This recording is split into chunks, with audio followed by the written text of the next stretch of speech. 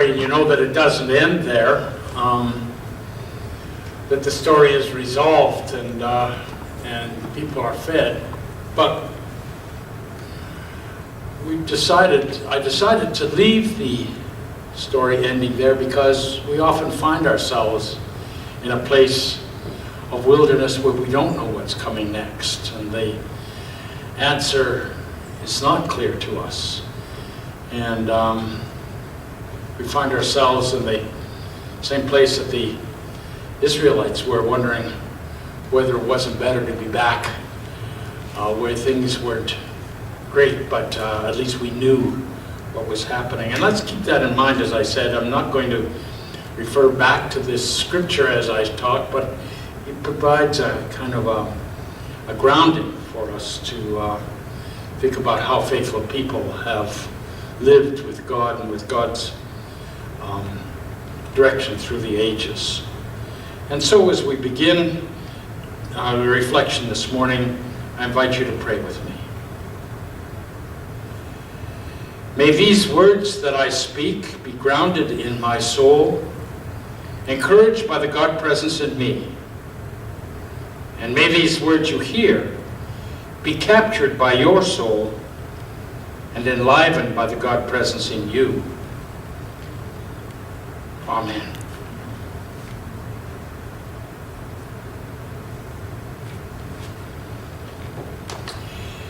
In the 4th century of the Common Era, the Emperor Constantine made Christianity the official Church of Rome, causing it to undergo a major shift. No longer was it the humble movement inspired by a Galilean peasant. It became the imperial church, the religious branch of Roman power. Church history has always described this as the point where Christianity overcame the pagan religions of Rome. And that is how I learned and understood it in seminary and through my ministry, as a great victory for Christianity. Now I would be inclined to say it was the point where the Roman Empire subverted the church, and I think even corrupted it. Because for the church, power became more important than humility and compassion. Adherence to dogmas and doctrines became more important than living love and giving people a sense of hope. Accepting the power of the church and its interpretation of the scriptures meant that religious practice and thinking were controlled. And that didn't end with the fall of the Roman Empire, because Christianity became the official religion of the official culture of all the empires of the Western world from that time on. Christendom was born. What is Christendom? The definition I like the best says it is the union between Christianity and the secular power. That's what happened in Rome. That's what has been happening with every empire. And we're not just talking about the Roman Catholic Church here. John Spong titled his latest book, Unbelievable: Why Neither Ancient Creeds nor the Reformation Can Produce a Living Faith Today. As the title suggests, all of the denominations, including ours, are included in this religious governmental structure called Christendom. It has been the primary way of the Christian church from Constantine onward. In 1997, Doug Hall, a Canadian theologian, wrote a book called The End of Christendom and the Future of Christianity.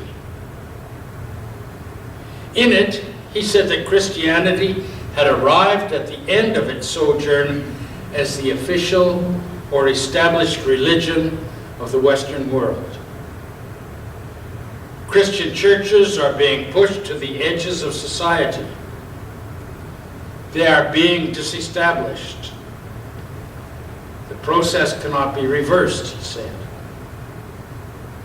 Hull said that it would be a gradual process, and that this place of the church in the center of religious and secular life would disappear slowly.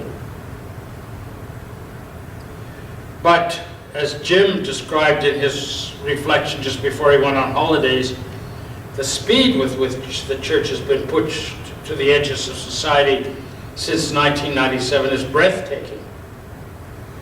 We have felt it for quite a while in the United Church, but suddenly even some of the largest denominations in the United States, which is really the last bastion of Christendom, are beginning to experience that same precipitous decline. Christendom is dying, or perhaps it's already dead. But Hall's book title suggests that there is a future for Christianity after the death of the imperial church. And I'm as optimistic as he is. But where do we look for the signs of that Christianity of the future? Let me suggest that we start looking for it in the past. In the movement that was started with that humble Galilean peasant, and which has existed down through the ages alongside and sometimes buried within that imperial church. In a recent conversation, Bev Sawatsky told a story which to me illustrates what I'm trying to say. She gave me permission to share that story with you. Bev related that she and Don had made a trip to Italy some years ago, where they decided to see the church in Assisi where St. Francis had served as priest. They followed the directions to get there, but when they arrived, they were confused and disturbed to find a big, elaborate church, which was nothing like they had imagined St. Francis would have served in. They joined the press of tourists entering the church and stood inside, confused with what they were seeing compared with their expectations of where St. Francis might have worked and served. Their confusion must have been obvious on their faces, because a young Franciscan brother came to them through the crowd. "This isn't what you came to see," he said. "No, it isn't." The Franciscan brother went on, "What you came to see was the church where Brother Francis served. It is that little humble church over there, enclosed within the big elaborate shrine. Go and look over there. That was Brother Francis's church. And then when you're done there, go out through the side door into the small quiet garden. That's where Brother Francis's remains are laid to rest." So that big elaborate edifice was the way of the imperial church to honor St. Francis. The humble church, which was included within it, was the testimony of his faith. The experience of the faith that the Sawatskis were looking for, the experience of the faith that St. Francis lived in his day, have been common throughout the history of the movement, begun by that Nazarene peasant, right down to this day. I said we need to start looking for that faith in the past, right at the very beginning of the Christian church. But that doesn't mean that we return to the past. As Bishop Spong points out in his book, Unbelievable, the experience of the faith must be the same from age to age. It is the same. People down through the ages have experienced the faith in the same way. But the explanation of that experience needs to change with each age. The simple example that Spong uses is that the people of Jesus' time saw the sun rise in the east in the morning and set in the west in the evening, just as we do, a common experience. But their explanation of what was happening was vastly different than ours. The same should be said of our faith.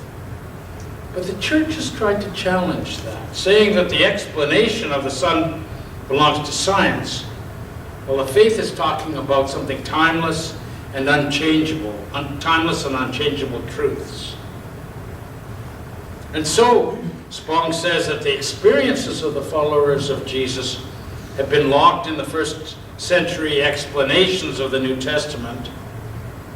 And then the church further codified the experience of the Jesus movement in creeds and dogmas, which reflected the worldview of the 4th century. What the church was saying was, you can have the same experiences that Christians have had in every age, but you can only describe or explain those experiences in 1st century or 4th century worldviews. That isn't good enough. I want to suggest that it isn't that the society of today is rejecting the experience of Christians. What they are rejecting is explanations of those experiences that don't fit their experiences or their worldview. And I think you and I can identify with that. I suspect that, like me, all of you can name church doctrines or teachings where you said, well, I haven't believed that way for a long time. But what do I believe? Rather than going back to the old doctrines to try and update them, we need to start from our own experiences and try to discern what we really believe from that. But that's difficult, because we have grown up through a church where we were told what to believe. Believe in the Trinity. Well, I can't believe in the Trinity, but if you sit with it long enough, maybe you'll come to believe it. That's the way in which we've approached it often. And so if you're asked to describe your experience of God, you might not know where to begin. You may say, I don't believe in a God who is all-powerful or all-knowing. I haven't had an experience of that. I don't think that God performs miracles to heal a person only if that person is faithful. That doesn't fit how I see life. If God protects me and gives me a good life just because I say I believe, then why doesn't God do the same for all those refugees who are suffering and dying and only want to have what I have? All of that may even lead us to say, I'm not sure I even believe in a God. But what is your experience of God?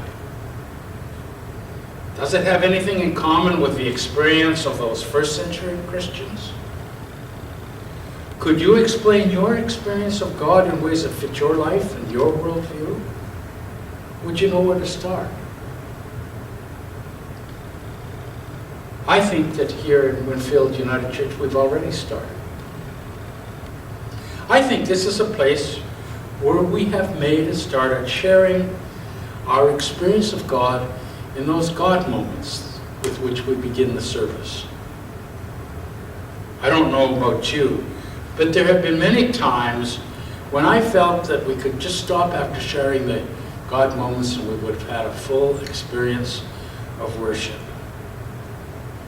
And I believe that though our gathering is small, the sense of community and support that grows in part out of those shared God moments is an experience that we share with 1st century Christians who experience God in that community and that sharing the same as we do. And it's the same as St. Francis experienced and shared with the people of his day. And I think that it may turn out to be an experience coveted as much in our day, in our society, as it was in theirs. Let's have a few moments of our own thoughts.